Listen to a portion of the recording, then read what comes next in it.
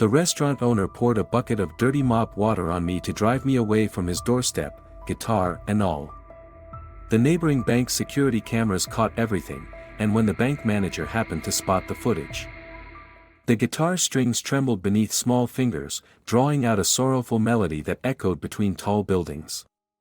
8-year-old Damian Velasquez sat on a cracked sidewalk, his back against a cold brick wall.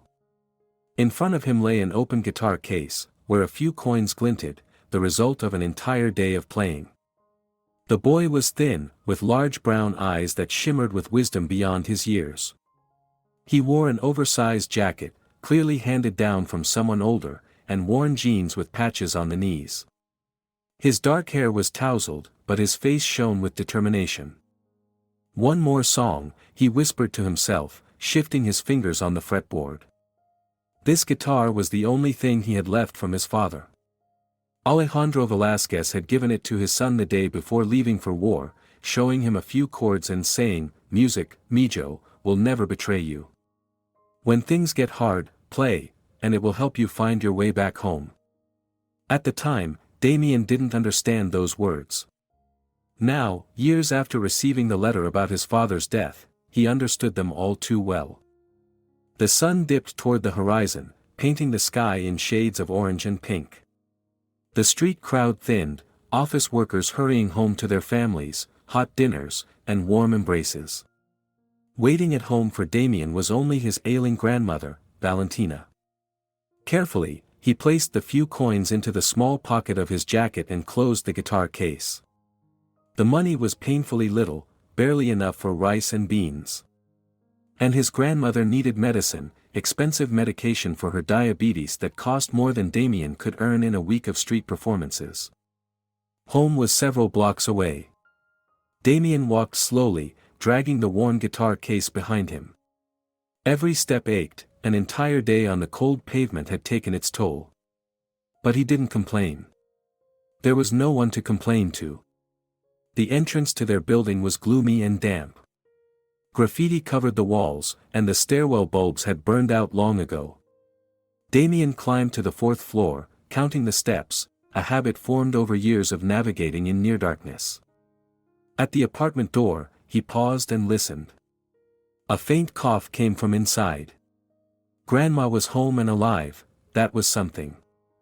"Abuelita, it's me," he said softly, unlocking the door with the key he always wore around his neck.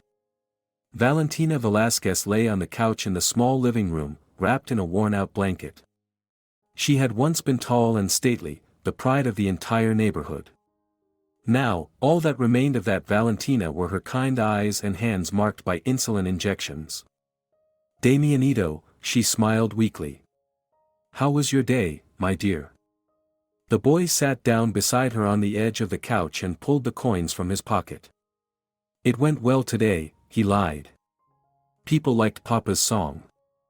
Valentina nodded, though her eyes revealed her worry. She saw how thin her grandson had become, how quickly he tired, but there was nothing she could do. The illness was draining every last bit of strength from her, and the medicine swallowed up their last savings. "Did you eat today?" she asked. Of course, Damian lied again. "Did you take your medicine?" Valentina looked away. The last vial of insulin had run out the day before.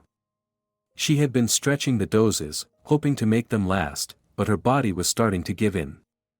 "I did," she also lied. They both knew the other was lying, but the lies were born of love, each trying to protect the other from unnecessary worry. Damian went into the kitchen to make dinner. The fridge was almost empty, save for some cooked rice he reheated on the stove. They ate in silence, each lost in thought. Valentina wondered how much longer she could survive without medication. Damian planned the next day, where to play, which songs to sing, how to earn more money. After dinner, his grandmother went to bed, and Damian sat by the window with his guitar. He played softly, so as not to wake her, but music was the only way he could deal with the pain that gnawed at him from the inside. Outside, the lights of the big city glowed. Somewhere out there, in warm apartments, children played with toys, did their homework, argued with their parents over ice cream for dinner. Damien could barely remember what it was like, to just be a child. "Papa," he whispered to the strings, "if you can hear me, help me. I don't know what to do." The guitar responded with a sorrowful melody, the one Alejandro used to call, the Song of Hope. When everything feels lost, he would say, "Play this song, and it will remind you that after the darkest night, the dawn always comes." Damien played late into the night, until his fingers ached and his eyes began to close. Tomorrow would bring a new day, another chance to earn money, a new hope that things might get better. He didn't know that tomorrow would change his life forever. The morning began with bad news. In the mailbox, Damien found a notice of overdue rent. The amount was astronomical for their tiny household budget. If they didn't pay within a month, they would be evicted. He crumpled the paper in his fist, then carefully smoothed it out and tucked it into his pocket. Grandma mustn't find out, she already had too many things to worry about. Valentina woke up feeling worse than usual. Her face was gray, her hands trembled, and her breathing had grown heavy. Damien understood, without insulin, she wouldn't last much longer. "I'll go earn some money," he said, kissing her forehead. "I'll buy your medicine tonight." "Damianito," Valentina called weakly as he was heading toward the door. "You know I love you, right?" "I know, abuelita. I love you too." It might have been the last time they exchanged those words, but neither of them wanted to believe that. Outside, the city bustled with an ordinary weekday rhythm.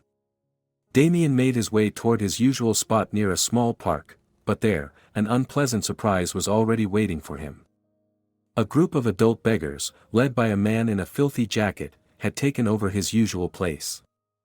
"Hey, kid," the man barked when he saw Damien with his guitar. "This is our turf. Beat it." "But I always play here," the boy tried to protest. "Not anymore, you don't. Go find another spot, or you'll have a problem." There wasn't a shred of doubt in the man's voice, he meant it. Damien didn't argue. He was too small to compete with adults, and too weak from constant hunger to fight. The next few spots were taken too. It seemed like someone had launched a sweep to clear the area of small-time competition. Damien had only one option left, a spot near the upscale restaurant Golden Heart, located in the city's business district. The restaurant was truly luxurious. Its facade was clad in natural stone, with large windows framed in expensive golden trim. Two enormous vases filled with exotic plants stood at the entrance. Customers arrived in luxury cars, dressed in suits worth more than Damien had seen in his entire life. That was exactly why other beggars avoided the place. The restaurant's owner, Ricardo Montenegro, was infamous for his zero-tolerance attitude toward any trace of social filth near his establishment. He believed that poverty was contagious, and the sight of beggars might scare off his wealthy clientele. But Damien had no choice.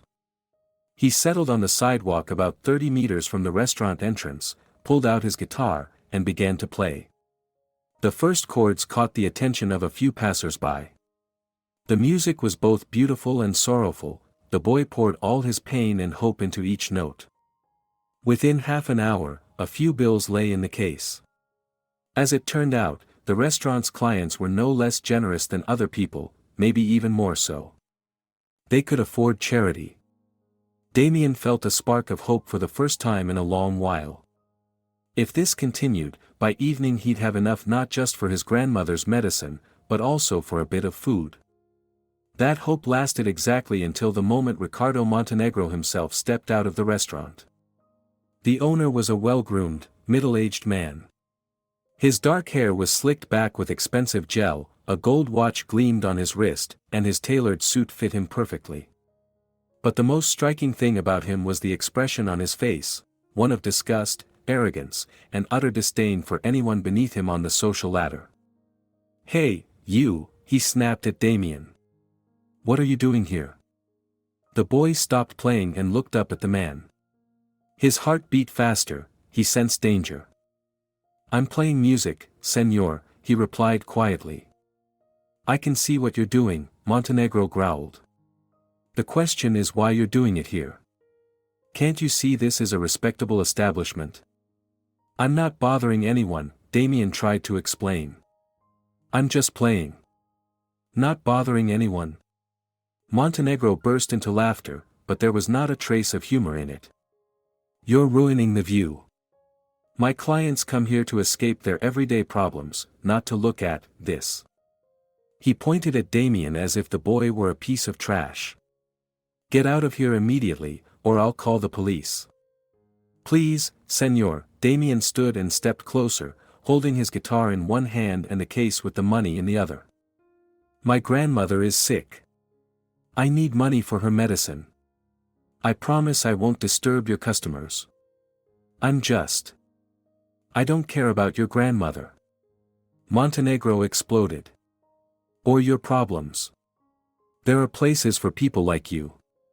Shelters, orphanages, social services. Go whine to them. I'm not whining, Damien said quietly. I'm working. This isn't begging, it's music. Working? Montenegro laughed again. You call that work? Real work is when you create something valuable, when you contribute to society. You're just leeching off people's pity.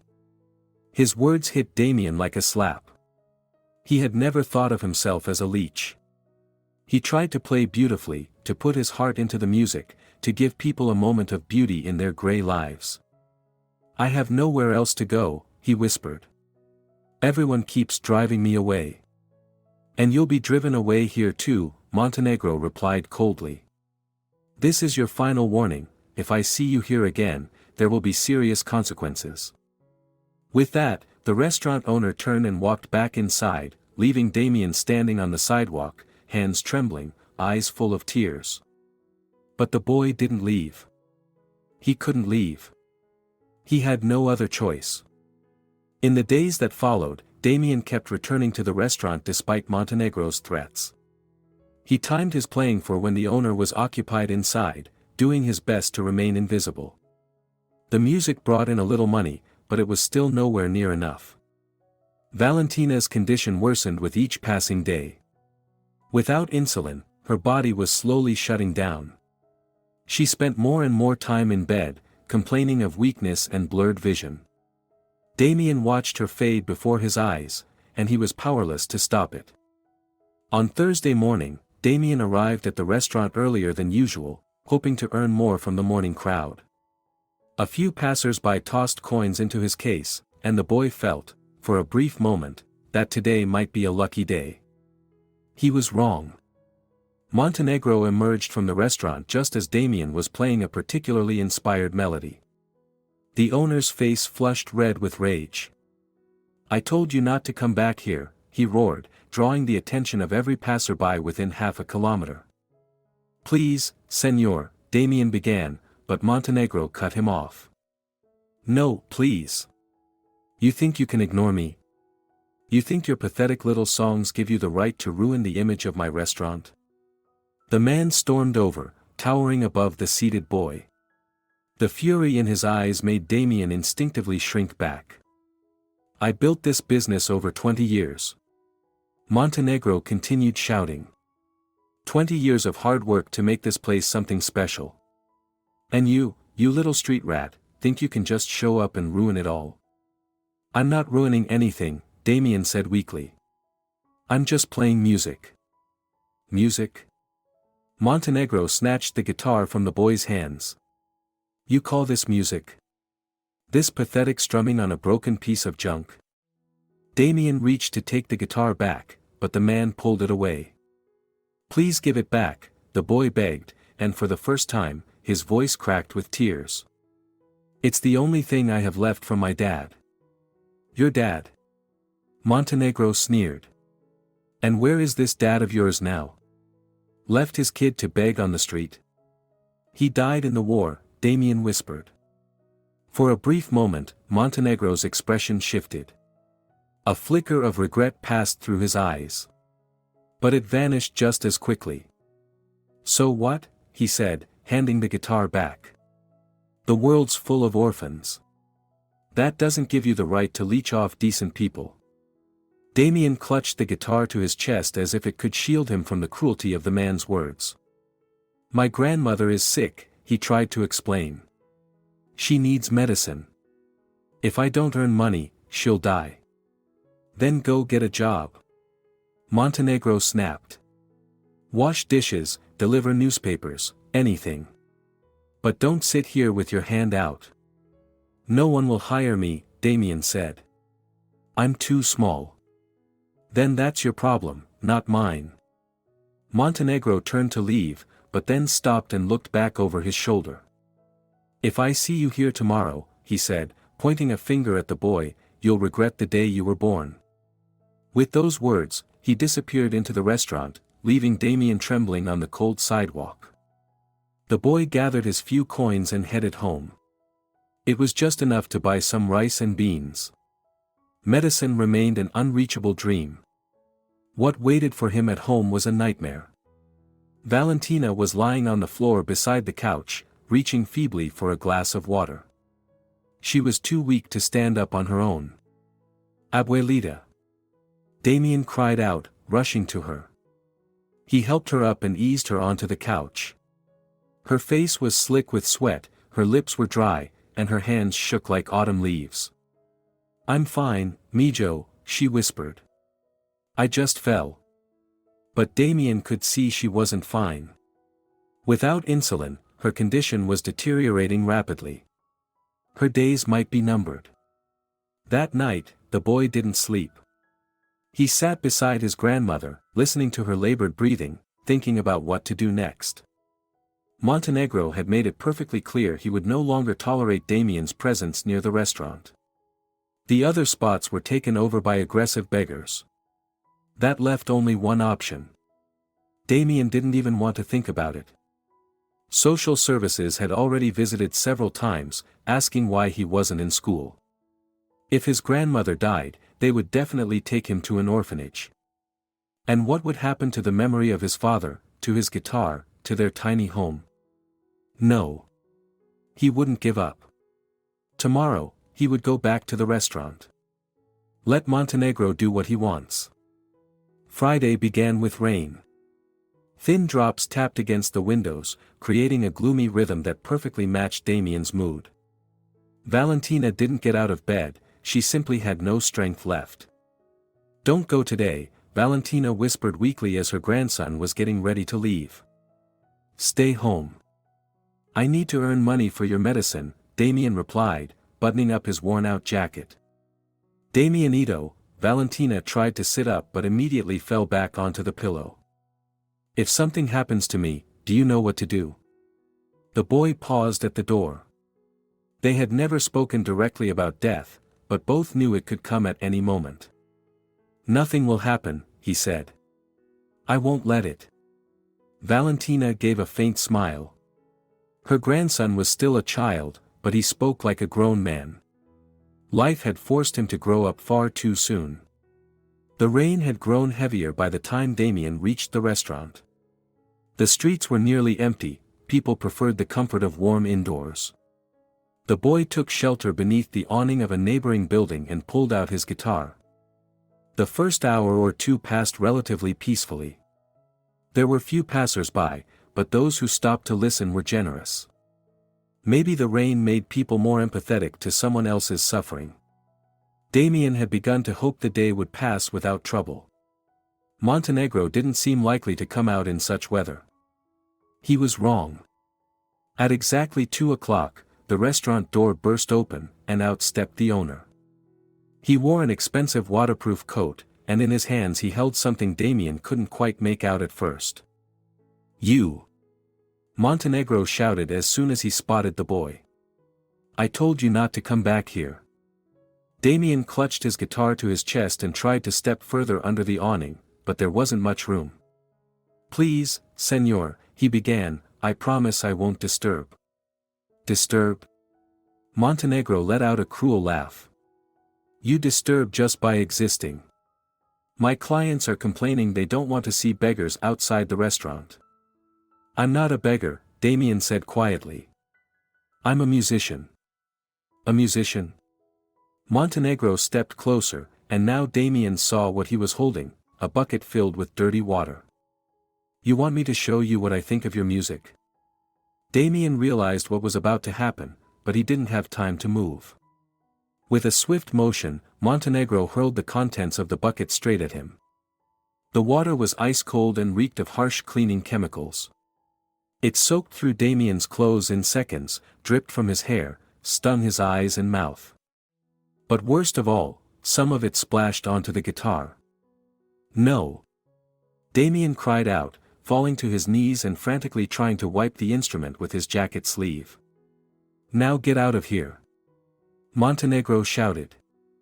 "And if I see you here again, next time it won't be water." The boy trembled, from the cold, from humiliation, from fury. The guitar was wet but thankfully didn't seem damaged. Carefully, he wiped it down and placed it back in the case.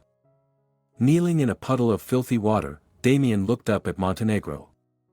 There was so much pain, and so much hatred, in the boy's eyes that even the ruthless restaurant owner hesitated for a moment. "Why?" Damien whispered.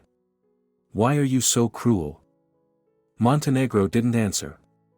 He turned sharply and disappeared back into the restaurant, slamming the door behind him. Damien remained on the soaked pavement, clutching the guitar case. The rain kept falling, washing away the dirty water, but not the shame. Passers-by walked around him, a few gave him sympathetic glances, but no one stopped to help. For the first time in all those months of struggle, Damien felt himself giving up. He couldn't take it anymore. Maybe Montenegro was right. Maybe he really was just worthless trash. The boy stood up, picked up the case, and slowly began the walk home. Behind him, the neon sign of the Golden Heart restaurant flickered in the dusk, like a cruel joke mocking his shattered dreams. What he didn't know was that this moment of humiliation hadn't gone unnoticed. High above the street, in the office building across from the restaurant, a bank security camera had recorded every second of what happened. And that footage was about to change everything. Felipe Ramirez rubbed his tired eyes and leaned back in his leather chair. Stacks of documents waiting for his signature were spread across the desk, and financial reports flickered on his computer screen. Being the director of a major bank meant 14-hour workdays, but he didn't complain. This job had given him everything: a luxurious apartment, an expensive car, and respect in society. Felipe was 42 years old and had spent most of his adult life climbing the corporate ladder. He had started out as a junior clerk, working night shifts, studying part-time, and slowly but steadily pushing his way upward. The journey hadn't been easy, but he had reached his goal. Now, on a Friday evening, he wanted only one thing: to get home, take a hot shower, and forget about work until Monday. But first, he had to deal with one unpleasant incident. The previous day, someone had vandalized the ATM outside their branch. The perpetrator had scratched the screen and attempted to pry open the casing, unsuccessfully, fortunately. The security team insisted on reviewing the surveillance footage in hopes of identifying the culprit. Felipe switched his computer to playback mode. The rooftop camera covered a wide section of the street, including the ATM, part of the sidewalk, and several nearby buildings. He began reviewing the footage from the time the damage had supposedly occurred. Fast-forwarding through the video, he watched cars and pedestrians flicker across the screen at high speed. For the most part, it was nothing out of the ordinary, just the usual rhythm of city life. Then he stopped the playback. A teenager with a backpack had appeared in the frame, approaching the ATM and doing something to the screen. Felipe slowed the footage to normal speed and looked more closely. Yes, that was the vandal. The kid looked around 16 or 17, wearing a dark hoodie. He pulled a sharp object from his backpack and began scratching the ATM screen. Felipe took a few screenshots and was about to forward them to the security department when he decided to keep watching. Maybe the camera had captured where the vandal went afterward. He skipped forward, and suddenly saw something that made him pause. Across the street, near the Golden Heart restaurant, sat a small boy with a guitar. Even through the grainy camera lens, it was obvious that the child was very thin, dressed in old, oversized clothes. He was playing the guitar, with an open case in front of him. Felipe frowned. He didn't generally approve of begging, but the sight of this child stirred something in him, pity more than annoyance. The boy looked far too young to be out on the streets alone. He was about to switch to another section of the recording when a man stepped out of the restaurant. Even from a distance, Felipe recognized him, Ricardo Montenegro. They had met a few times at business events. Montenegro, the restaurant owner, was well known for his difficult personality and arrogance. What happened next shocked Felipe. He watched as Montenegro approached the boy and began yelling at him. The camera had no audio, but from the gestures and facial expressions, it was clear that a harsh verbal confrontation was taking place. The boy sat clutching his guitar, seemingly trying to explain something. Then Montenegro disappeared back into the restaurant, leaving the child sitting alone on the sidewalk. Felipe fast-forwarded the footage and saw that, after a while, the same thing happened again. Montenegro came out, shouted at the boy once more, but this time, the exchange was even shorter. Felipe felt anger boiling inside him. He had once been a poor child himself. He knew what hunger and humiliation felt like. Watching a grown man berate a small boy was unbearable. But what he saw next exceeded anything he had imagined. On the footage from Friday, Felipe witnessed the final scene of the conflict. Montenegro walked out of the restaurant holding a bucket, approached the boy, and poured the water over him. Felipe clenched his fists so tightly that his knuckles turned white. On screen, the little boy fell to his knees in a puddle of dirty water, desperately trying to save his guitar. He looked so defenseless, so utterly alone. The bank director turned off the video and leaned back in his chair. Something deep inside him screamed that this couldn't go unpunished. Maybe it was the memory of his own difficult childhood. Maybe it was just simple human compassion. Felipe made a decision. He had to find that boy and see how he could help. The next day, Saturday, he drove to the restaurant. The boy wasn't there. Felipe asked several passers-by, but no one knew much. One elderly woman said she had seen the boy with a guitar a few times, but didn't know where he lived. Felipe didn't give up. He contacted the property management companies of nearby buildings, trying to find out if there were any families in need living in the area. Most employees weren't particularly helpful. The sight of a well-dressed banker didn't exactly inspire trust. Finally, after several days of searching, he got lucky. The concierge of one building, an elderly woman named Consuelo, agreed to talk. "You mean the boy with the guitar?" she asked. "Yes, I know him.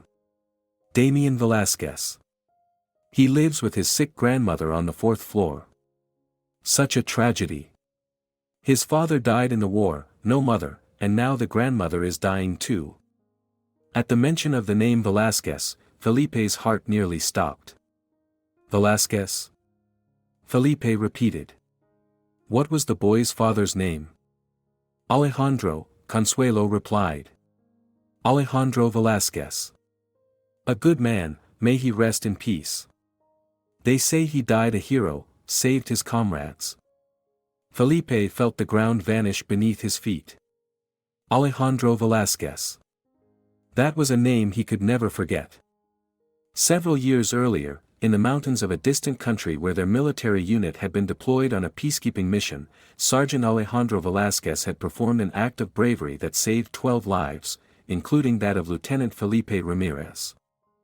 A grenade had landed directly in their shelter. Felipe, a young officer at the time, froze in horror. The explosion was only seconds away, and they were all about to die. But Alejandro didn't hesitate. He threw himself onto the grenade, covering it with his body. The explosion killed him instantly, but saved everyone else. Felipe had never forgotten that sacrifice. After returning from the war, he wrestled with guilt for years. Why was he alive, while Alejandro was dead? Why hadn't the hero been given a chance to go home to his family? And now he had discovered that the hero's son was living in poverty, starving, and suffering humiliation on the streets. Felipe knew this wasn't coincidence. This was fate giving him a chance to repay a debt. Felipe stood outside the apartment door on the 4th floor, nervously adjusting his tie. He could hear faint sounds from inside, someone moving about, but no one answered his knock. "Please open the door," he said. "My name is Felipe Ramirez. I'd like to speak with the Velasquez family." The sounds inside stopped. Silence followed. "I know you're there," Felipe continued. "I'm not from social services. I just want to help." But the door remained closed. Inside, Damien and Valentina sat together in the hallway, pressed close to each other. Over the past months, too many so-called helpers had come to their door, social workers, building inspectors, child welfare officials. All of them spoke of help, but what they really wanted was to take Damien away to an orphanage. "Don't open it," Valentina whispered. "They're always waiting for a reason." The boy nodded. He didn't trust any adults except his grandmother. Too many times, people had promised help, only to disappear, or worse, bring more trouble. Felipe stood by the door for a few more minutes, then walked away. But he wasn't giving up. The next day, he returned, this time with a small bag of groceries. "I brought some food," he said through the door. "I'm leaving it here, just outside. My name is Ramirez, I served with Alejandro Velasquez. I need to tell you about your father." Silence followed once again from the other side. Felipe left the bag and walked away. An hour later, Damien cautiously opened the door and peeked into the hallway. The bag was still there. Inside were tortillas, milk, canned goods, avocados, bananas, mangoes, and a generous handful of sweets, more food than they had seen in the past 2 weeks. "Who could it be?" Valentina whispered. "I don't know," Damien replied. "But if he really was Papa's friend." His grandmother shook her head slowly. "Be careful, Mijo. People say anything to get what they want." But the food was real, and they were too hungry to refuse it. Felipe came back every day. Sometimes he simply stood outside the door, sharing stories about the war, about what a brave and kind man Alejandro had been. Sometimes he brought food or medicine. "Your father saved my life," he would say to the empty hallway. "He was the bravest man I've ever known. You should be proud of him, Damien." The boy listened from behind the door, pressing himself close to the wood. He wanted to believe this man really knew his father. He wanted to believe he was there to help, not to hurt. "Why won't you open the door?" Valentina would ask. "I'm scared," Damien admitted honestly. "What if he's lying?" Meanwhile, Valentina's condition continued to decline. The medicine Felipe brought helped, but only briefly. She needed serious medical attention, hospitalization, constant monitoring, proper care. After a week of failed attempts to make contact, Felipe realized he needed a different approach. He began searching for Damien near the restaurant again, but the boy no longer showed up there. The humiliation Montenegro had inflicted had been the final straw. Felipe asked around, passers-by, shopkeepers in nearby stores, building concierges. Bit by bit, he pieced together a picture of the boy's life, where he usually played, what time of day, how he earned money. But Damien had seemingly vanished into thin air. He no longer appeared on the streets with his guitar. Felipe began to worry, had something happened to the boy? What he didn't know was that Damien had been at home all that time, caring for his dying grandmother. The last of the medicine was gone, and Valentina was rapidly declining. She could barely get out of bed, spending most of her days in a semi-conscious state. "Damianito," she whispered one especially difficult day. "If something happens to me, go to that man. To Ramirez." "Nothing's going to happen to you," the boy replied stubbornly. "I won't let it." But they both knew he wasn't all-powerful. Death was already standing at their doorstep, and no child's promise could keep it away.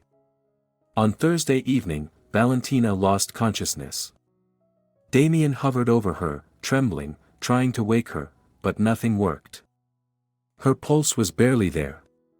Her breathing was shallow. The boy realized time had run out. He needed help, and he needed it now. Before he could do anything, he heard familiar footsteps outside the door. Felipe Ramirez had come again, just like he did every day. But this time, Damien didn't wait to listen to his stories. He ran to the door and shouted, "Help! My grandmother is dying." Felipe heard the cry through the door and instantly understood the gravity of the situation. The boy's voice wasn't just afraid, it was filled with the panic of pure desperation. "Damien, is that you?" he called out. "What's happening?" "Grandma's not breathing," the boy sobbed. "She won't wake up. Please help. Open the door." Felipe shouted, trying the handle. "I can't." Damien cried. "It's locked, and I can't find the key. It's somewhere in here, but I don't remember where." There was panic in his voice. At the worst possible moment, he couldn't remember where he had placed the key to the lock his grandmother always secured from the inside for safety.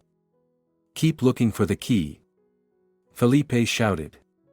"Check the shelf by the door, your pockets, anywhere." "I'm looking." Damien sobbed. "But it's nowhere. Grandma's so cold, she won't answer me." Felipe realized the boy was too terrified to search properly. In panic, children often couldn't focus even on the simplest tasks. He pulled out his phone and quickly dialed the emergency locksmith the bank used for urgent situations.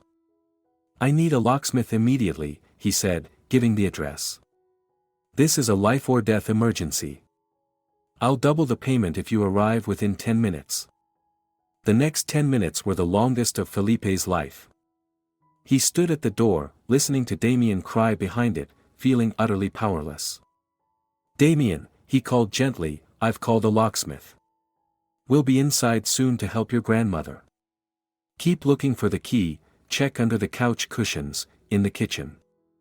"I don't know," the boy cried. "She's so cold, and she won't answer me. I looked everywhere but the key isn't there." Felipe clenched his fists. If Valentina died, he would never forgive himself. He should have acted sooner. He should have found a way in, while there was still time. Finally, the locksmith arrived, a young man carrying a tool bag. One look at Felipe's anxious face was enough. He didn't ask questions and got straight to work. The lock was old and rusted, but 5 minutes later, the door opened. Felipe rushed into the apartment and saw a scene that would stay with him forever. In the middle of the small living room, an elderly woman lay on the floor, and beside her, on his knees, was a thin boy shaking with sobs. In Damien's hand was the key. He had found it under a couch cushion just a minute before the locksmith opened the door. "She won't wake up," Damien whispered through tears, never taking his eyes off his grandmother's face. "I called her, but she didn't answer. I couldn't find the key. I tried everywhere." Felipe knelt beside Valentina and quickly checked her pulse. Her heart was still beating, but barely, and unevenly. Her breathing was shallow, her skin pale and cold. He immediately recognized the signs of diabetic coma. He had seen it before, during the war. "We need an ambulance," he said, pulling out his phone again. While Felipe spoke to the dispatcher, Damien didn't move an inch from his grandmother's side. The boy held her hand tightly in his small palms and whispered, "Don't leave me, abuelita. Please, don't leave me alone." Felipe ended the call and knelt beside him. "The ambulance will be here in 5 minutes," he said. "The doctors will help your grandmother. And listen, you're not to blame for not finding the key right away. That's normal in a crisis like this." For the first time, Damien looked up at him. His face was wet with tears, but in his eyes there was something else, hope. "Did you really know my dad?" he asked. "I did," Felipe replied. Your father was a hero, Damien. He saved many lives. Including mine. The boy nodded, not fully understanding what that meant, but somehow sensing this man was telling the truth. The ambulance arrived quickly. 2 paramedics came in with a stretcher and medical gear. One of them, an experienced man in his 40s, immediately began examining Valentina. Diabetic coma, he confirmed Felipe's suspicion. Her blood sugar is dangerously low. We need to get her to the hospital now. They moved swiftly, preparing Valentina for transport. Damien stayed close to the stretcher, holding tightly to her hand. Can I go with her? He asked the paramedic. Of course, kid. Hop in. In the ambulance, Damien sat beside the stretcher, never letting go of his grandmother's hand. Felipe followed closely in his car. On the way to the hospital, the boy told the paramedics about Valentina's illness, how the medicine had run out, how she hadn't eaten properly in days. Why didn't you take her to a doctor earlier? One of them asked gently. Damien looked away. How could he explain to an adult that they hadn't even had money for bread, let alone doctors? At the hospital, Valentina was rushed into intensive care. Damien was left in the hallway, lost and frightened. Felipe sat beside him on a plastic chair. Do you think she's going to make it? The boy asked quietly. Felipe didn't want to lie. But he also didn't want to take away the last bit of hope the child had. The doctors will do everything they can, Felipe said. Your grandmother is a strong woman. She's all I have, Damien whispered. If she dies, they'll send me to an orphanage. That won't happen, Felipe said firmly. I won't let it. The boy looked at him in surprise. Why do you want to help me? Felipe took a long pause, considering how to answer. Then he told Damien the whole truth, about the war, the grenade, and how Alejandro Velasquez had given his life to save his comrades. I was there, he said. Your father saved my life. And now I want to help his son. Damien listened with wide eyes. He had always known his father died a hero, but he had never heard the full story. So, you owe me? He asked. Not owe, Felipe said. I want to. Your father was a good man. And I can see you are too. They sat together in the hospital hallway all night. Damien eventually dozed off, his head resting on Felipe's shoulder. For the first time in many months, the boy felt safe. There was an adult beside him who had promised to protect him. In the morning, a doctor approached them. From the look on his face, Felipe could tell, the news wasn't going to be good. Dr. Gonzalez was a man in his 50s, with tired but kind eyes. He had worked at this hospital for over 20 years and had seen a great deal, but the Velasquez case touched him more than most. Your grandmother's condition has stabilized, he told Damien, but I need to be honest with you. The illness has progressed too far. Without constant medical care and very expensive treatment. He didn't finish the sentence, but the meaning was clear. How long? Felipe asked quietly. It's hard to say exactly. Maybe a few days, maybe a week or 2. It all depends on how her body responds to treatment. Damien listened to the conversation, but didn't fully understand what was being said. In his 8-year-old mind, the idea that a person could just disappear didn't make sense. Can I see her? He asked. The doctor nodded and led them into the intensive care unit. Valentina lay on a hospital bed, hooked up to various machines. She was conscious but looked very weak. When she saw her grandson, she smiled faintly. Damianito, she whispered. Are you okay? The boy ran to her bedside and took her hand. I'm fine, abuelita. What matters is that you get better.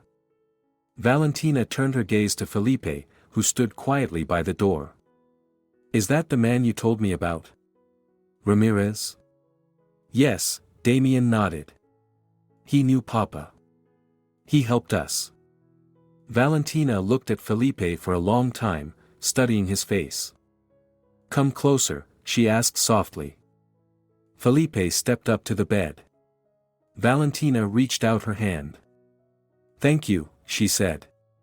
"For helping us. For being with Alejandro in his final moments." "I'm the one who should thank you," Felipe replied. "Your son saved my life. And now you're saving his son's life," she whispered. "That's justice." In the days that followed, Felipe spent nearly all his time at the hospital. He took time off work, pushed everything else aside. Damien needed support, and Valentina needed care.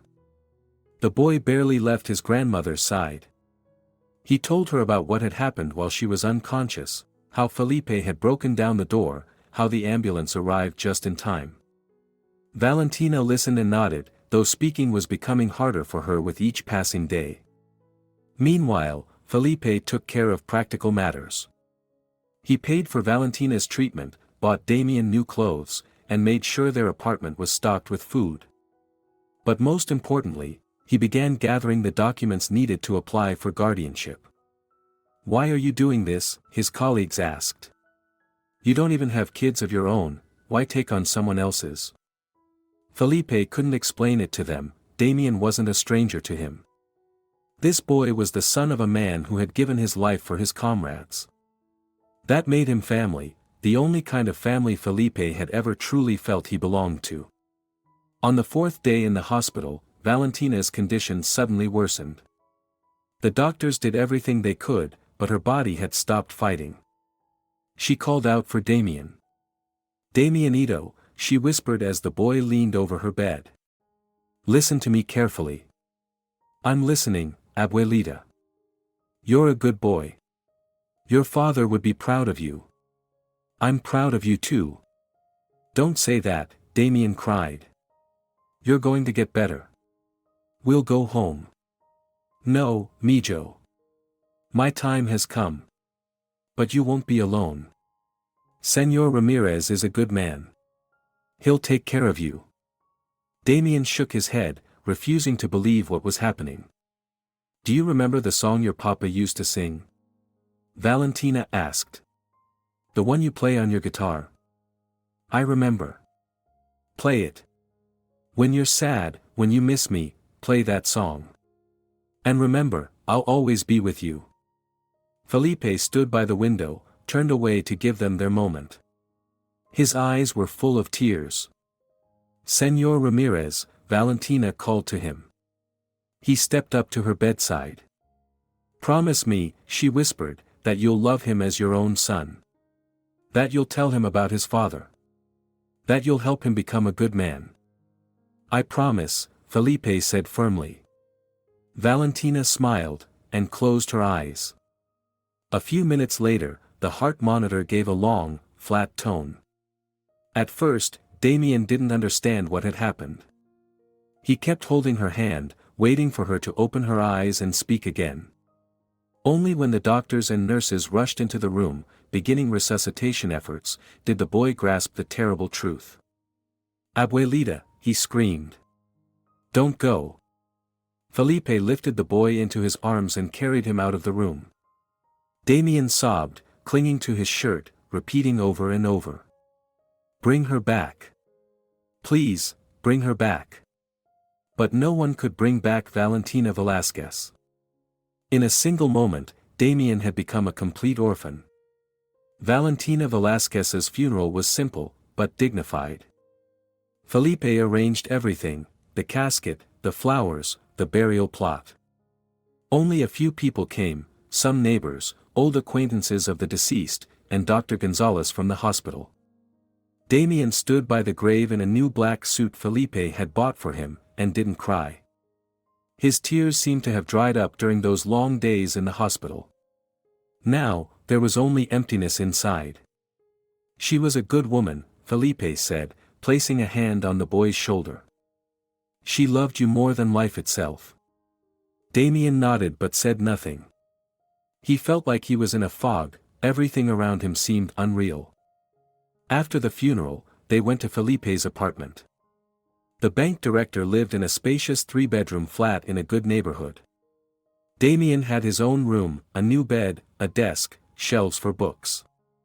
Everything was elegant and expensive, but none of it brought him joy. "This is your home now," Felipe told him, showing him the room. "You can set it up however you like." "What about my guitar?" the boy asked softly. "Of course. Your guitar is here, safe and sound." Felipe took the instrument out of its case and gently handed it to Damien. The boy hugged the guitar to his chest. It was the only thing that still connected him to his old life. The first few days were especially difficult. Damien slept poorly, barely ate, and spent hours staring out the window. Felipe tried to cheer him up, bought him toys, suggested going to the park or to the movies, but the boy remained indifferent to everything. "He needs time," said the family therapist Felipe had contacted. "The child has suffered a major trauma. The loss of his only close relative, a sudden change in environment, he needs time to adjust." But even the therapist didn't know about the biggest challenge yet to come. A week after the funeral, the doorbell rang. Felipe opened the door and saw a stern-looking woman in a business suit standing on the doorstep. "Are you Felipe Ramirez?" she asked. "Yes. My name is Mariana Cortez. I'm with Child Protective Services. I need to speak with you about the boy, Damien Velasquez." Felipe's heart sank. He had known this moment would come eventually, but he had hoped for more time. "Please, come in," he said. Mariana Cortez was a principled and incorruptible woman. She had worked in child welfare for over 20 years and had seen too many cases where good intentions led to tragedy for the child. She didn't trust men who suddenly decided to adopt children, especially unmarried men. "Mr. Ramirez," she said as she settled into a chair, "I understand your motives are noble. But Damien is not a pet project or a way to soothe your guilt." "What are you implying?" Felipe asked, clearly offended. "I've reviewed your background. You're a former soldier. You served in a combat zone. You've had documented cases of post-traumatic stress and received psychiatric treatment." Felipe clenched his fists. Yes, he had struggled after the war, insomnia, anxiety, nightmares. But he had worked through it. He had completed therapy and rebuilt a normal life. "That was years ago," he said. "I'm completely healthy." "Perhaps. But the child needs stability, predictability. He's already lost his parents, lost his grandmother. He needs a family, not a solitary man with psychological baggage." "I don't have psychological baggage," Felipe snapped. "And I gave my word I'd take care of Damien." "To whom?" Cortez asked coldly. "A dying old woman. That has no legal standing." Felipe realized that the woman was immovable. She had already made up her mind, this visit was just a formality. "What are you suggesting?" he asked, tightly. "The boy must be placed in a specialized state facility for orphan children. There, he will receive an education, psychological support, and be among peers." "An orphanage," Felipe said darkly. "A social adaptation facility," Cortez corrected. "A modern one, with good conditions. The boy will be better off there than with a stranger." At that moment, Damien entered the living room. He had heard voices and came to see who was visiting. When he saw the stern-looking woman, he instinctively moved closer to Felipe. "Damien," Cortez said, addressing him with a practiced tone. "My name is Mariana. I came to talk to you." "About what?" the boy asked warily. "About your future. You can't live with Mr. Ramirez. He's not your relative. He has no legal right to be your guardian." "But I want to live with Señor Felipe," Damien cried. "He promised Abuelita he would take care of me." "Sometimes adults make promises they can't keep," Cortez said patiently. "Mr. Ramirez is a good man, but you can't stay with him. There are special places for children like you." "I don't want to go to an orphanage," Damien screamed, grabbing Felipe's hand. Don't let them take me. Felipe saw the terror in the boy's eyes and felt rage boiling inside him. I will file for adoption, he said to Cortez. I have the right. You have the right to apply, the woman interrupted coldly. But that doesn't mean it will be approved. I will strongly recommend the board reject your request. On what grounds? On the grounds that it is not in the child's best interest. Cortez stood and made her way to the door. Mr. Ramirez, you have 3 days to prepare the boy for relocation. A transport vehicle from the orphanage will arrive on Monday. No. Damien cried. I'm not going. Señor Felipe, don't let them take me. Felipe wrapped his arms around the boy, feeling him shake with fear. No one's taking you anywhere, he whispered. I'll fight for you. But deep down, Felipe knew the odds were against him. The system wasn't on his side, and Mariana Cortez held all the power. A battle for Damien's future had begun. And Felipe was ready to fight to the end. Despite all his promises and efforts, Mariana Cortez got her way. On Monday morning, a van from the New Hope orphanage arrived at Felipe's building. Damien cried, clinging to Felipe, begging not to be taken away. It's temporary, Felipe promised, though he wasn't sure himself. I'm filing for adoption. I will bring you back. And if you don't, the boy sobbed. I will. I promise I will. The orphanage was located on the outskirts of the city, in an old 4-story building that had once been a school. The grounds were surrounded by a tall fence, the windows on the first floor covered with bars. It looked more like a prison than a home for children.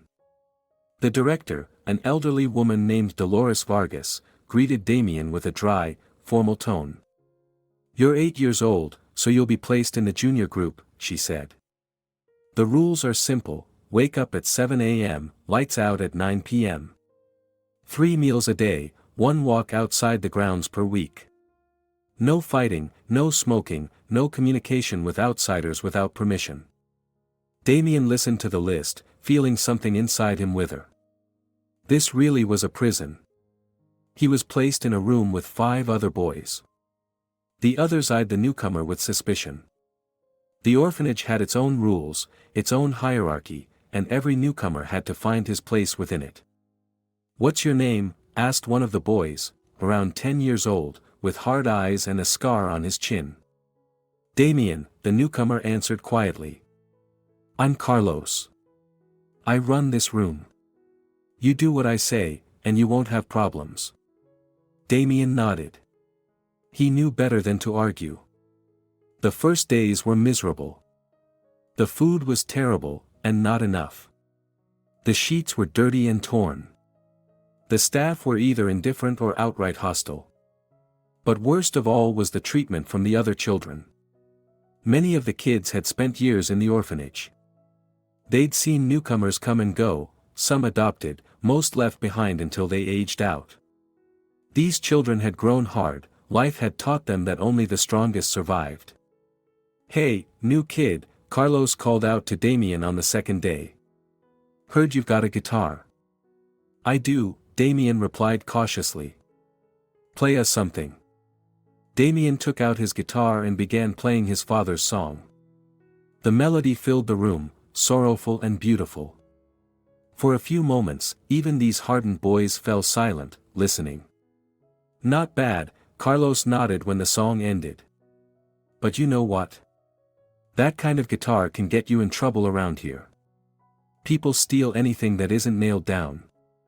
I'll keep it safe, said Damien. You will, Carlos smirked. But it's better if you give it to me.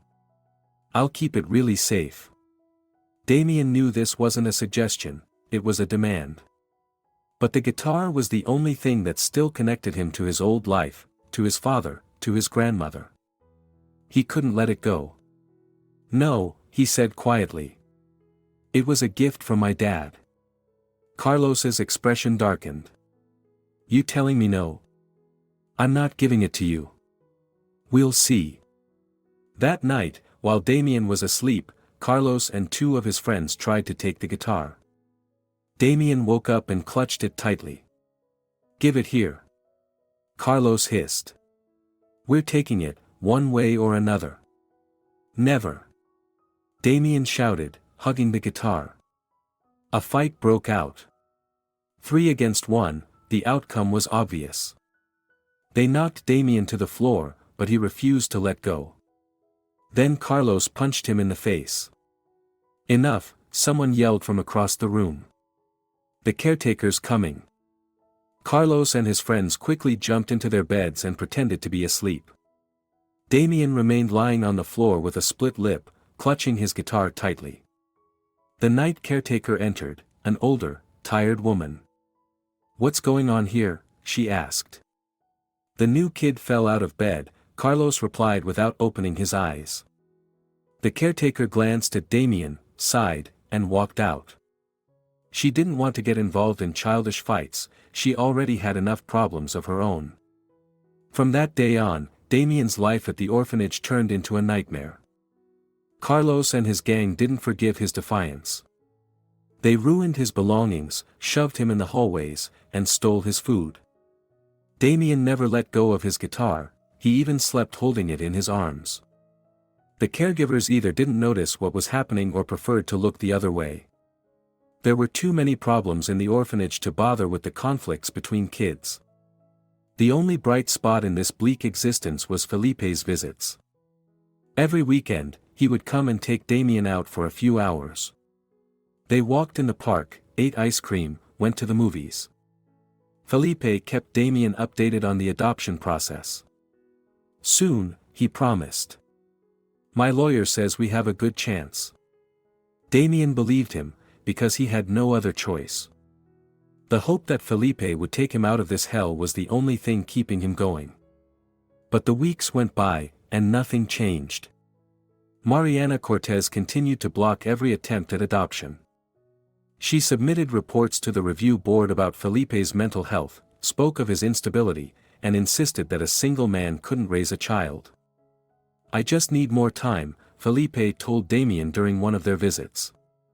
Damien nodded, but Felipe could see the fading hope in the boy's eyes. Every week in the orphanage made Damien more withdrawn, more distrustful. "Señor Felipe," the boy said during one of their walks. "What if you can't take me out of there?" "I will," Felipe answered firmly. "I promise I will." "But what if you don't?" Felipe stopped and knelt down in front of him. "Damien, listen to me," Felipe said. "I gave your grandmother my word that I would take care of you. And I will keep that promise, no matter what." The boy hugged him, and Felipe felt his small shoulders trembling. "I'm scared there," Damien whispered. "They want to take my dad's guitar." "No one will take it," Felipe promised. "And if anyone tries, you tell me. I'll come and handle it." But Damien was beginning to understand that adults couldn't always protect you. Sometimes, you had to rely on yourself. 2 months had passed since Damien was placed in the orphanage. Felipe continued to visit him every weekend, but with each visit, he noticed changes in the boy. Damien was becoming more withdrawn, more guarded. There was something in his eyes that made Felipe deeply uneasy. "How's school?" he asked during one of their walks. "Fine," Damien replied shortly. "And the other kids? Have you made any friends?" "No." Felipe noticed a bruise on the boy's arm. "Damien, where did that scratch come from?" "I fell," the boy said quickly, hiding his arm behind his back. But Felipe knew that was a lie. He had seen plenty of injuries during his time in the army, and that was definitely the mark of a blow. "Who hit you?" he asked. "No one. I really just fell." Damien didn't want to tell Felipe what was happening in the orphanage. First, he was afraid it might interfere with the adoption process. Second, he was learning not to complain or ask for help. In the orphanage, that was seen as weakness. Meanwhile, the pressure was mounting. Carlos and his gang had not given up on trying to steal the guitar. They had already attempted several times, but Damien slept hugging the instrument and would wake at the slightest movement. "Listen, new kid," said Carlos one day. "I'm tired of playing cat and mouse with you. Either you give me the guitar willingly, or we'll take it by force." "I won't," Damien replied stubbornly. "Then it'll be worse for you." That night, they attacked him again, but this time, Carlos was serious. He punched Damien hard in the stomach, then in the face. The boy doubled over in pain, but didn't let go of the guitar. "Give it up, or I'll break it," Carlos hissed. "No!" Damien screamed. Carlos grabbed the guitar by the neck and tried to yank it away by force. There was a worrying creak, the wood began to crack. "Stop!" Damien pleaded. "You'll break it. Then hand it over." At that moment, footsteps echoed in the hallway. Carlos cursed and let go of the guitar. Damien clutched it to his chest, tears streaming down his face. In the morning, he discovered a crack in the guitar's body, small, almost invisible, but to Damien it felt like a knife to the heart. The guitar, his only memory of his father, was damaged. That weekend, Felipe immediately noticed something different. Damien was more withdrawn than usual, gave short answers, and kept glancing around nervously, as if expecting an attack. "Damien, what's going on?" Felipe asked. "You look scared." "Everything's fine," the boy answered, but his voice trembled. They were sitting in a cafe, and Felipe had ordered Damien his favorite chocolate ice cream. But the boy barely touched it. "Damien, look at me," Felipe said gently. "I can tell something's wrong. Talk to me." The boy looked up, and Felipe saw such pain in his eyes that his heart tightened. "Señor Felipe," Damien whispered, "what if you can't take me out of there? What if I have to live in that orphanage forever?" "That won't happen," Felipe said firmly. "I promised you." "But what if it does happen?" the boy interrupted. "What if that woman, Cortez, never allows it?" Felipe realized he couldn't keep giving the child vague reassurances. The boy had a right to know the truth. "Damien, I'm not going to lie to you. Yes, the paperwork isn't going through yet. That woman is creating obstacles. But I won't give up. I have a good lawyer, we're filing appeals, gathering new documents. Sooner or later, we'll succeed. And if not, then..." Felipe paused, choosing his words carefully. "Then we'll find another way. But I will not leave you there." There was something in Felipe's voice that made Damien believe him. But at the same time, the boy understood that it might take a long time before he could leave the orphanage. "Señor Felipe," he said, "can I show you something?" He took the guitar out of its case. Felipe immediately noticed the crack in the body. "What's this?" he asked. "One of the boys tried to take the guitar. I didn't let him, but he damaged it." Felipe felt a surge of rage. Someone had dared to touch the boy's only memory of his father. "What's his name?" he demanded. "Don't," Damien said quickly. "If you complain, it'll only get worse for me. But this isn't right. Please," the boy pleaded. "Don't interfere. I'll handle it." Felipe could see that Damien wasn't just afraid for himself, he was afraid that any adult intervention would make things worse. That alone told Felipe how serious the situation inside the orphanage was. "All right," he said. "But if anything else happens, you have to promise to tell me. Deal?" Damien nodded, but Felipe could tell the boy wasn't planning to tell him everything that went on. That evening, as he brought Damien back to the orphanage, Felipe sat in the car for a long time, watching the boy walk toward the entrance. There was something hopeless in his walk, as if he were heading to an execution. Every day in the orphanage, Damien faced humiliation and threats. And Felipe had no idea that the worst was still to come. Weeks passed, and the adoption process was still stalled. Felipe's lawyer, an experienced man named Roberto Escobar, was doing everything he could, but Mariana Cortez remained relentless. She kept finding new reasons for rejection. The psychological evaluation wasn't detailed enough, the income statement was outdated, or the housing conditions didn't meet the required standards. "She's deliberately stalling," Escobar told Felipe during yet another meeting. "She's hoping you'll get tired and give up." "I won't give up," Felipe said firmly. "No matter what it costs." But the cost wasn't only Felipe's to bear. Damien was paying for this drawn-out battle too. The boy was becoming more withdrawn, more guarded.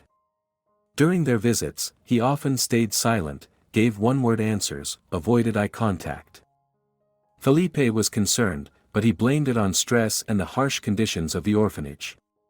He didn't suspect that something more serious was going on. The truth was, Damien had begun to notice strange things in Felipe's behavior, small details that at first seemed insignificant but gradually formed a troubling pattern. For example, sometimes during a conversation, Felipe would suddenly fall silent mid-sentence, staring blankly into space, and then snap back to reality as if waking from a dream. "Señor Felipe, are you okay?" Damien would ask. "Yes, of course," Felipe would reply, but the boy could tell something was wrong. Or another time. They were walking through the park when a car door slammed nearby.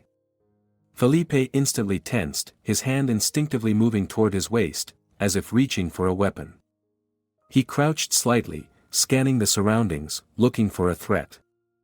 "Señor Felipe?" Damien called out. Felipe spun around sharply, and for a moment, the boy saw something frightening in his eyes. Felipe looked at him like he didn't recognize him, like he was a potential danger. "Sorry," Felipe said, straightening up. "I just remembered something." Damien didn't understand what was happening, but he could feel it, something was wrong with Felipe. And that scared him. After all the losses, after all the disappointments, the boy was terrified of losing someone close again. The most troubling incident happened during one of their visits to his father's grave. Felipe had suggested going to the cemetery. He wanted to show Damien that he remembered Alejandro and honored his memory. They were joined by Miguel Santos, a former comrade of both Felipe and Alejandro. Miguel was a kind man, but not very careful with his words. They stood by the grave and laid down flowers. Damien spoke to his father about what had been happening in his life. Felipe stayed silent, lost in thought. "Must be hard," Miguel said, staring at the headstone. "To live with that kind of burden." Felipe turned to him sharply. "What are you talking about?" he asked. "Well, you know what I mean," Miguel replied. "After what happened back then, I wouldn't be able to do it. I couldn't look Alejandro's son in the eyes, knowing."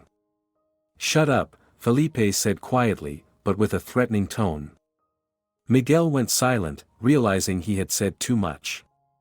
But Damien had heard everything. "What's he talking about?" the boy asked.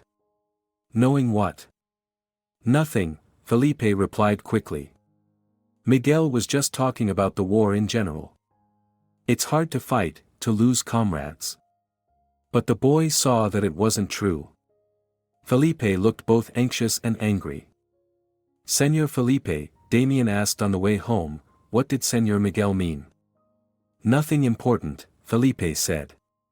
"It's just, a lot happens during war. Sometimes people blame themselves for not being able to save their friends.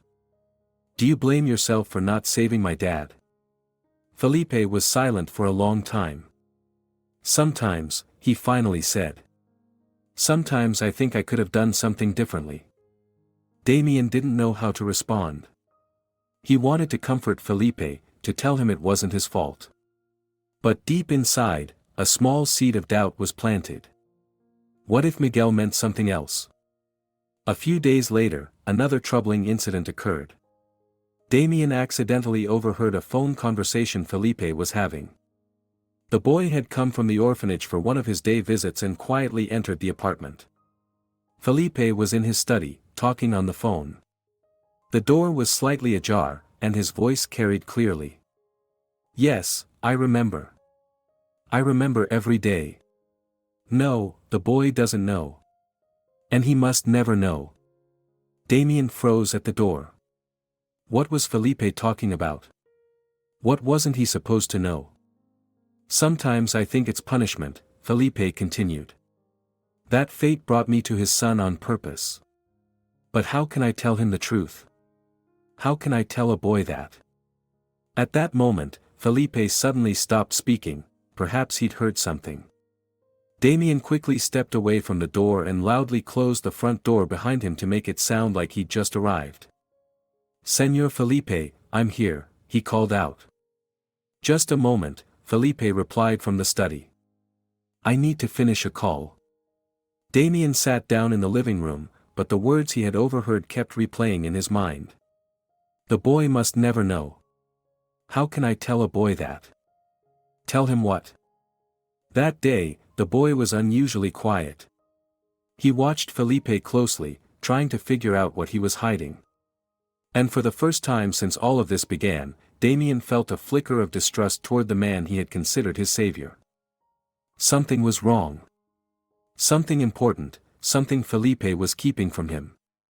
And whatever it was connected to his father. Damien decided he had to find out the truth. No matter how painful it might be. Damien couldn't get that conversation out of his head. Every night in the orphanage, he lay in bed hugging his damaged guitar, replaying Felipe's words. What was he hiding? What couldn't he say? The boy began watching Felipe more carefully during visits. He noticed that whenever the conversation touched on his father, something like fear flickered in the man's eyes. Not sadness from losing a comrade, fear. As if Felipe was terrified Damien might learn something important. Weeks passed, and then it happened, the very thing Damien had been both waiting for and dreading. It was an ordinary Saturday. Felipe had picked Damien up from the orphanage, and they were headed to the park. On the way, they stopped at a cafe to buy sandwiches. Felipe went inside to place the order, while Damien waited in the car.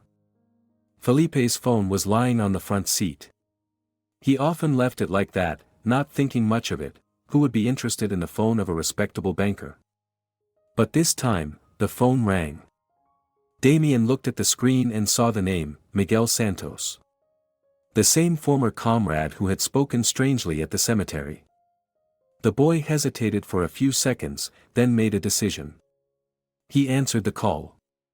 Hello, he said. Felipe. Miguel's surprised voice replied. You sound strange. This isn't Senor Felipe, said Damien. This is Damien. There was a pause. Damien? Alejandro's son. What are you doing with Felipe's phone? We're together. He went into the cafe, and he left his phone in the car. I see. Miguel paused. Listen, kid, just give the phone to Felipe. I need to talk to him. Senor Miguel, said Damien, can I ask you something? What is it?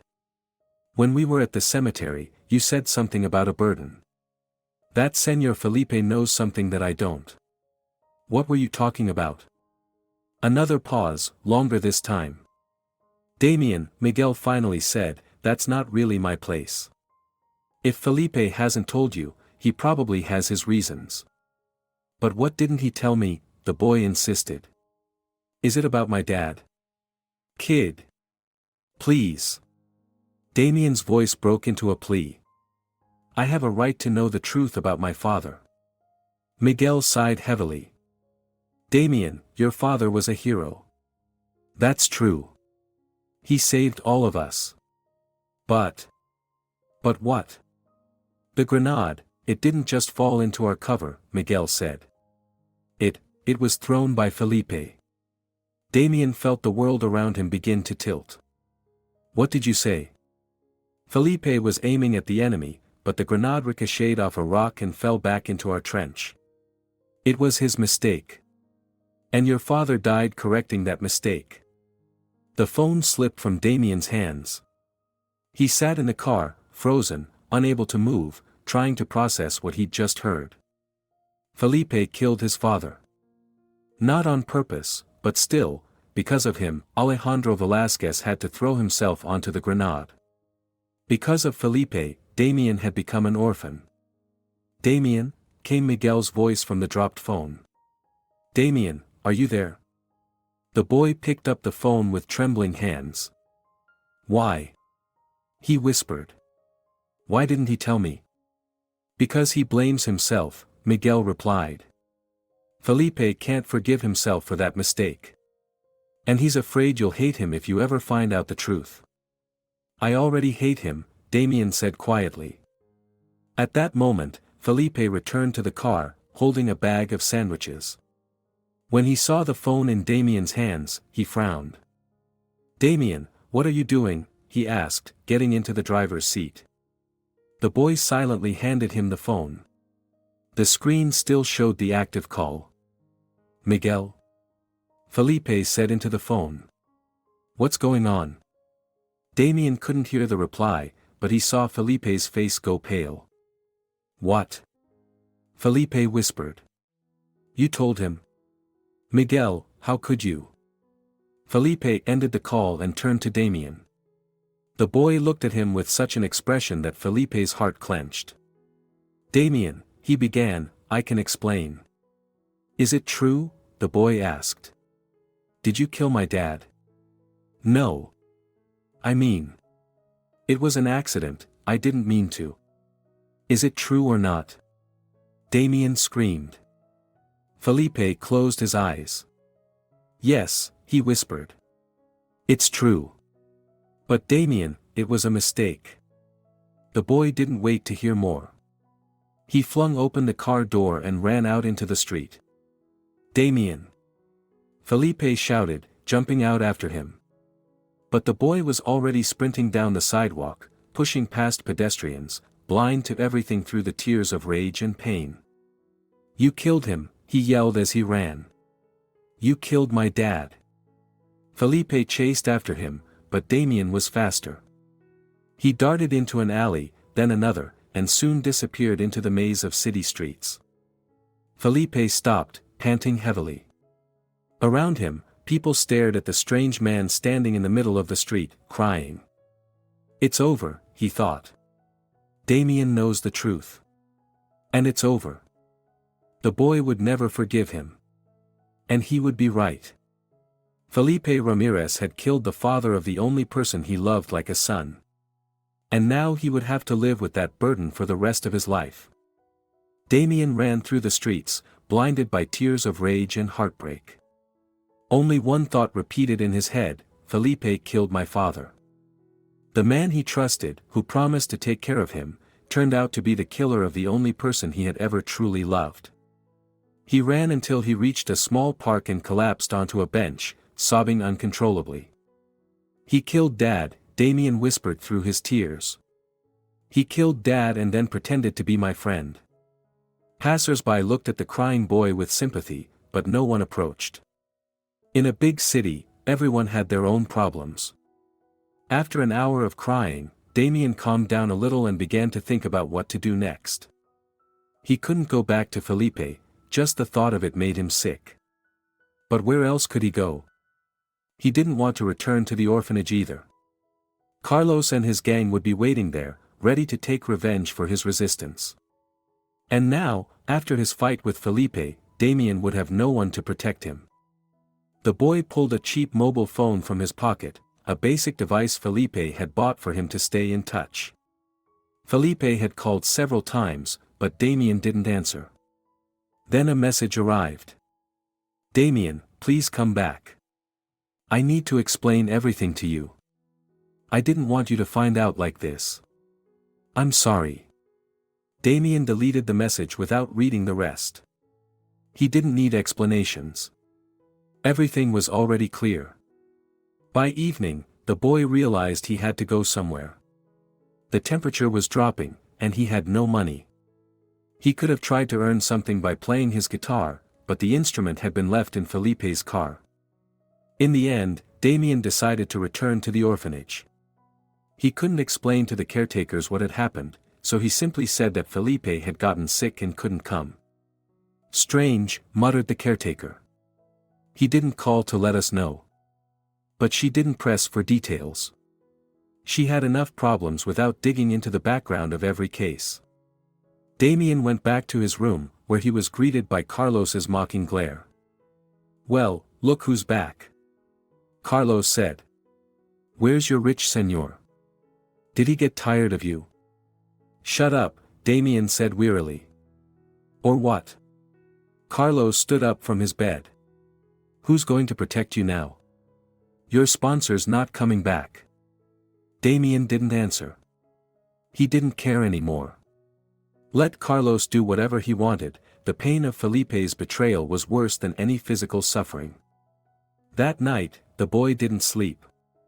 He lay staring at the ceiling, fragments of memories spinning in his mind, Felipe's stories about the war, about his father's heroism, about how he wanted to take care of his fallen comrade's son. All lies. All built on guilt and deception. In the morning, a caretaker came up to Damien.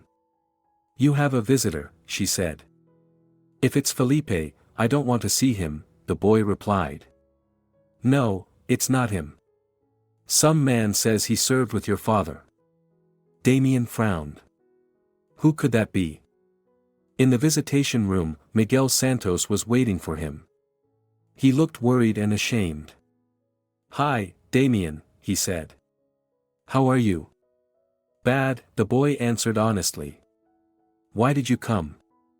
"I want to talk to you about yesterday. About what I said on the phone." "What is there to talk about?" "You told the truth. Felipe killed my dad." Miguel sighed. "Damien, it's not that simple. Yes, Felipe threw that grenade. But it was war, we all made mistakes. Felipe never meant to hurt anyone. But he did. It was an accident. And your father understood that. When Alejandro jumped on the grenade, he wasn't thinking about who threw it. He was thinking about saving his comrades. But if Felipe hadn't made that mistake, my dad would still be alive. Maybe. Or maybe we all would have died from a sniper's bullet the next day. In war, no one knows what's coming." Damien shook his head. "You want me to forgive him? I want you to understand, Felipe has been tormented by this every day. He blames himself more than you ever could. And he truly wants to help you. Because he feels guilty. Maybe. But is that so wrong? Is it wrong for someone to try to atone for a mistake by helping someone else?" Damien didn't know what to say. He was too young to fully grasp the complexity of human relationships, the nuance of guilt and forgiveness. "Damien," Miguel crouched in front of him, "your father was a wise man. He wouldn't have held on to anger. Think about that." But the boy was no longer listening. Pain and rage overwhelmed him. "Leave me alone," he shouted. "All of you. Just leave me alone." Miguel sighed and stood. "If you change your mind, call me," he said, and left. Damien was left alone in the visitation room, trembling with anger and despair. One thought kept spinning in his mind: Felipe killed his father. And now he's pretending to be a savior. Felipe lay in his spacious bedroom, staring at the ceiling, unable to sleep. But instead of white plaster, all he saw was the dark blue stormy sky of war. The grenade in his hand was heavy and cold. The enemy position, just 20 meters away. He had to act fast. "Ramirez, throw it," the sergeant shouted. He pulled the pin, wound up to throw, but at that moment, his foot slipped on wet clay. The grenade flew off course, struck a rock, and ricocheted straight into their own trench. Time slowed. Felipe saw the grenade roll across the ground, saw the terror appear on his comrades' faces, and saw Alejandro, without a second's hesitation, dive onto it. "No!" Felipe screamed. The explosion. Felipe shot up in bed, soaked in cold sweat. His heart pounded so hard it felt like it might burst from his chest. His hands were shaking. He got up and went to the bathroom. The mirror reflected a pale, exhausted face. He splashed cold water on himself, but it didn't wash away the images. The next morning, he came to the orphanage. He looked terrible, unshaven, red-eyed from lack of sleep, his suit wrinkled. The orphanage director reluctantly allowed him to see Damien. "I don't want to see him," the boy told the caregiver. "Damien, he's been waiting a long time. At least talk to him for 5 minutes." Reluctantly, Damien agreed. They met in the same visitation room where he had recently spoken to Miguel. Felipe looked broken. He sat across from Damien and was silent for a long time, searching for the right words. "Damien," he finally said, "I need to explain everything to you." "I don't need anything explained," the boy replied coldly. "Everything is already clear." "No, it's not. You don't know the whole story." "I know the most important part." Damien shouted, jumping to his feet. "You threw the grenade. My dad died because of you. It was a mistake." "A mistake?" the boy screamed. "My dad is dead because of your mistake. And then you came to me pretending to be a friend." "I wasn't pretending," Felipe exclaimed. "I truly want to take care of you. Because you feel guilty. You think that if you adopt me, you'll make up for what you did." Felipe turned pale. Damien had hit the mark. "Damien, yes, I feel guilty. But that's not the only reason. I love you like." "Like who?" Damien exploded. "Like a son. But you're not my father. You killed my father." "Damien, please. You're a murderer," the boy cried through his tears. "You killed my dad, and then you tried to take his place. You think I don't see that?" Felipe tried to approach him, but Damien recoiled. "Don't touch me. Don't you dare touch me. Get out. Get out and never come back. Damien. Get out. I hate you. I hate you. You're not my father, and you're not my senor, you're the man who killed my papa." The boy sobbed, screamed, pounded his fists on the table. Felipe stood there, shaken by the force of Damien's hatred. "I understand," he said quietly at last. "I understand that you hate me. And you're right. I have no right to be near you." He turned and walked to the door. "I'm sorry, Damien. I'm sorry, if you can ever forgive me." The door closed behind him. Damien was left alone, gasping for breath between sobs and fury. Felipe walked down the hallway of the orphanage as if in a daze. The boy's words echoed in his mind, "Murderer, I hate you, get out." Outside, a torrential rain was falling, just like the one 3 years ago, the day Alejandro died. Felipe sat in his car but didn't start the engine. His hands were shaking, his mind in chaos. "Damien is right," he thought. "I'm a murderer. I killed his father, and then had the audacity to believe I could replace him. What monstrous arrogance." He pulled out his phone and dialed his therapist's number, but hung up before it connected. No one could help him. This pain was his to bear alone. Felipe finally started the car and drove home. The rain intensified, becoming a true downpour. Visibility was terrible, the wipers unable to keep up with the sheets of water. But Felipe didn't slow down. He wanted to drive faster, to outrun his thoughts, the pain, the memories. Images flashed in his mind, Alejandro diving onto the grenade. Damien, screaming in hatred. Valentina, dying in a hospital bed. "I destroy everything," Felipe thought. "Everything I touch turns to ash." As he approached a turn, that familiar sensation hit, a panic attack was beginning. The world blurred before his eyes, his heart pounded violently. A ringing filled his ears, and sweat slicked his hands. These were the symptoms of PTSD that had haunted him since the war. Usually, he could manage them, with medication, breathing exercises. But not now. He was at his limit. Felipe tried to stop the car, but it skidded on the wet road. He yanked the steering wheel, trying to correct the spin, but it was too late. The vehicle veered off the road and slammed, full speed, into a thick oak tree. The last thing Felipe heard was the sound of shattering glass and screaming metal. Damien had spent the entire night without sleep. The words he had shouted at Felipe kept playing over and over in his head. He lay on his bunk at the orphanage, unable to understand why he didn't feel relief. He had spoken the truth. Felipe had killed his father. Damien had the right to be angry, to hate him. So why did it feel so empty inside? In the morning, one of the caregivers approached Damien with a grim expression. "Damien, there's a phone call for you. It's important." The boy reluctantly walked to the hallway phone. "Hello. Damien, it's Miguel.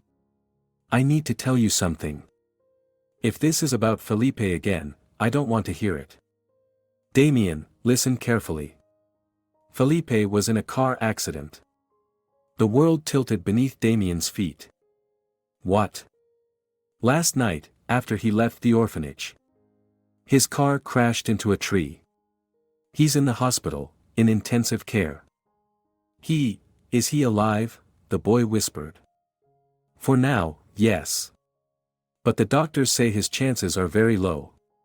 Head trauma, internal injuries. He might not make it."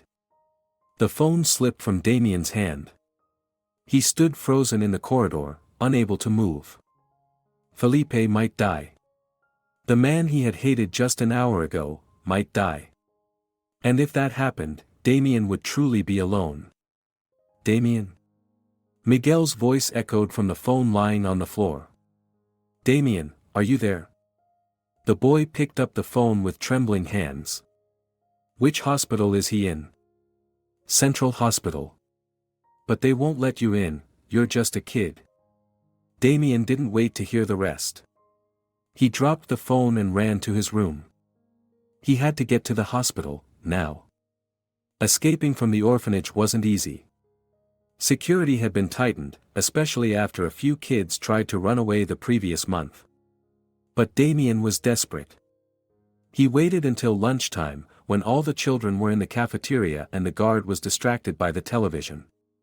The bathroom window on the first floor opened out onto the backyard, the one spot with no cameras. Damien squeezed through the narrow window and dropped into the bushes. Scratches and bruises didn't matter, the only thing that mattered was getting to the hospital. The city center was far, and he didn't have money for the bus. He had to run the whole way, through the rain that hadn't stopped since the day before. An hour later, Damien reached the hospital, soaked to the bone and gasping for breath. The emergency department was crowded, with doctors and nurses rushing back and forth. "I need to see Felipe Ramirez," he told the nurse at the front desk. "And who are you to him?" she asked, eyeing the dirty child suspiciously. I'm his son," Damien lied. The nurse gave him a doubtful look. "Wait here," she said and disappeared down the hallway. Damien waited, shivering from cold and nerves. At last, a familiar face appeared, Dr. Gonzalez, the same doctor who had treated his grandmother. "Damien," the doctor said, surprised. "What are you doing here? And why are you soaking wet?" "Doctor, how is Señor Felipe?" the boy blurted out. "They told me he might die." The doctor sighed and knelt beside him. "Damien, I won't lie to you. Felipe's condition is very serious. Severe head trauma, internal bleeding. We're doing everything we can, but... But what? There's very little chance he'll survive. Maybe 10%. Damien felt something collapse inside him. "Can I see him?" "Damien, he's unconscious. In a coma. He won't hear you." "But can I, please?" Dr. Gonzalez hesitated. Technically, children weren't allowed in the ICU. But he saw the desperation in the boy's eyes. "All right. But just for a few minutes." He led Damien into the intensive care unit. Felipe lay on a hospital bed, surrounded by machines. His face was pale, his head wrapped in bandages. He looked as if he were already dead. "Senor Felipe," Damien whispered as he approached the bed. No response. Only the steady beeping of the monitors. "It's my fault," the boy said even more quietly. "I yelled at you. I drove you away. And then you drove in the rain and crashed." Tears streamed down his face. "I didn't want you to die. Even if you killed my dad, I didn't want you to die." He took Felipe's cold hand in his small palms. "Please don't die. If you die, I'll be completely alone. I don't have anyone else." But the machines kept beeping steadily, and Felipe didn't move. Damien wasn't found at the hospital until the evening. The orphanage staff had called every place they could think of, until someone suggested he might have gone to see Felipe. "Damien, you can't just disappear like that," the caregiver scolded him on the way back. "We searched for you all day." But the boy wasn't listening. Only one thought echoed in his mind: Felipe might die, and then everything would be over. The next day, something happened that Damien didn't even know about. An emergency guardianship hearing was held at City Hall. It was time to decide the boy's fate. Damien was brought to the hearing, but he didn't understand what was going on. His mind was still with Felipe, lying unconscious in the hospital. In the hearing room sat several officials, the director of the orphanage, and of course, Mariana Cortez. She looked triumphant, finally given the chance to voice everything she thought about Felipe Ramirez. "Esteemed members of the commission," she began, "Mr. Ramirez's tragic accident confirms all of my concerns. This man is mentally unstable and poses a danger not only to himself, but to the child as well." The chairman of the commission, an elderly gray-haired man, nodded. "Please elaborate on his condition." "Felipe Ramirez suffers from post-traumatic stress disorder due to his military service. He experiences episodes during which he loses control. One such episode, evidently, led to this accident." "So you believe he crashed into the tree intentionally?" "Not intentionally, but as a result of his mental disorder. Now imagine, what if the child had been in the car?" Damien sat in the witness chair, listening to the conversation as if through cotton. Cortez was speaking about Felipe like he was insane, a dangerous man. "Mr. Ramirez has medical records confirming his diagnosis," Cortez continued. "He takes strong medication and has been treated by a psychiatrist. Such a person cannot be a legal guardian." "What does the child say?" asked one of the commission members. Damien lifted his head. All eyes turned to him. "Damien," said the chairman, "do you still want Mr. Ramirez to be your guardian?" The boy was silent. His thoughts were a mess. Felipe had killed his father. But Felipe was also the only one who had ever truly cared for him. And now Felipe was dying. "Damien," the chairman repeated, "we need your answer." The boy began, then fell silent. "The child is in shock," said Cortez. "He can't make a rational decision. Furthermore, considering Mr. Ramirez's instability, it would be best if the boy remained in state care." "No!" Damien suddenly shouted. Everyone turned to him. "I don't want to stay in the orphanage," the boy said, standing up from his chair. "They hit me there, they try to steal my father's guitar. It's awful there." "Damien," Cortez said gently, "I understand that you're sad. But Mr. Ramirez cannot take care of you. He's ill." "He's not ill." Damien shouted. "He's good. He bought medicine for my grandma, he took care of me. But he was in an accident. Because I pushed him away." Tears streamed down Damien's face. "I found out that my dad died because of him. And I yelled at him, said I hated him. And then he drove off in the rain and crashed." The room fell silent.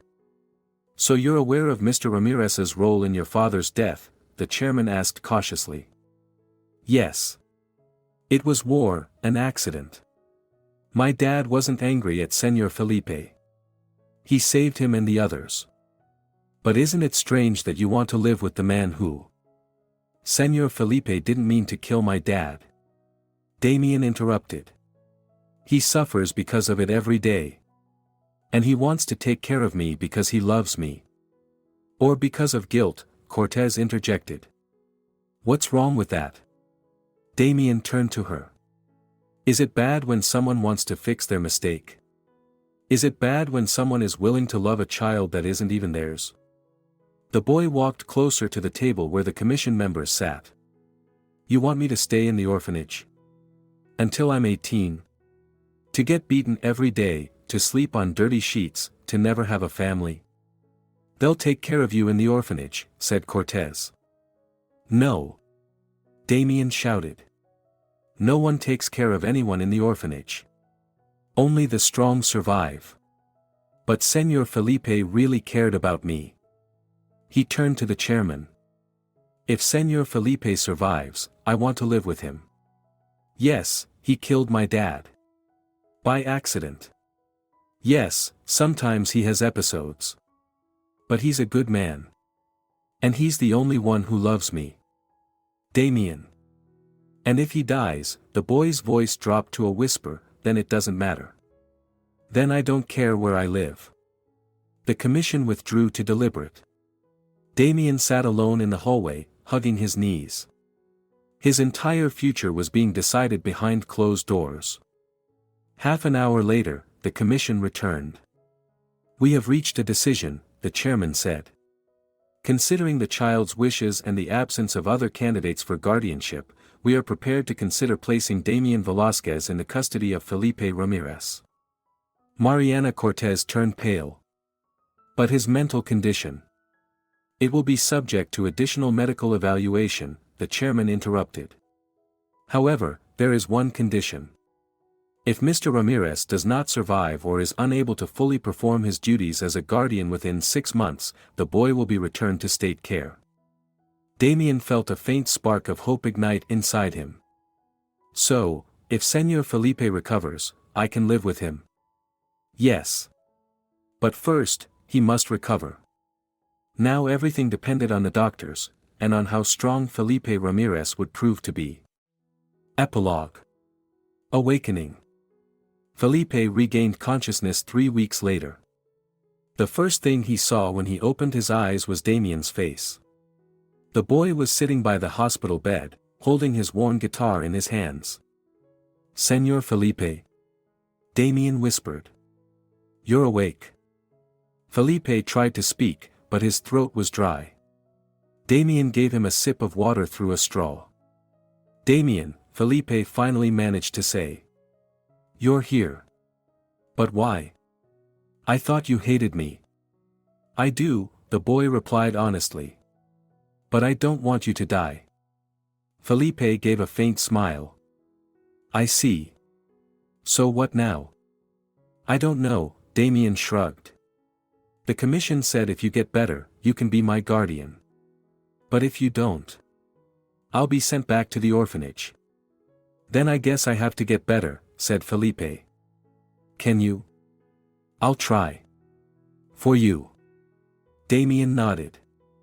Then he lifted the guitar. Do you want me to play something? The song my dad used to play? I'd love that. The boy began to play the melody Alejandro once called the Song of Hope. The sound filled the hospital room, and Felipe closed his eyes, listening. Senor Felipe, Damien said when the song ended. Yes. I'm still angry at you. For my dad. And I'll probably stay angry for a long time. I understand. But I don't want to be alone. If you promise not to crash any more cars and not to abandon me, then maybe we can try living together. Felipe felt tears welling in his eyes. I promise, he said. I promise I'll take care of you the way your father would have. You're not my father, Damien said firmly. And you'll never be. My father was a hero. I know. But maybe I can be your uncle. Or just someone who loves you. Damien thought for a moment. That sounds okay, he said finally. Felipe reached out his hand, and after a brief pause, the boy took it. There were many challenges ahead. Damien would remember his father's death and stay angry at Felipe for a long time. Felipe would continue to be haunted by guilt. They would have to learn to live together, to become a family in spite of their painful past. But most importantly, they were no longer alone. Each of them had found someone who was willing not to give up, someone ready to fight for a shared future. And sometimes, in the evenings, Damien would play his father's songs on the guitar, and Felipe would listen. And both of them knew that somewhere up there, Alejandro Velázquez was watching them, and smiling. Because his son was no longer alone. And that was what mattered most.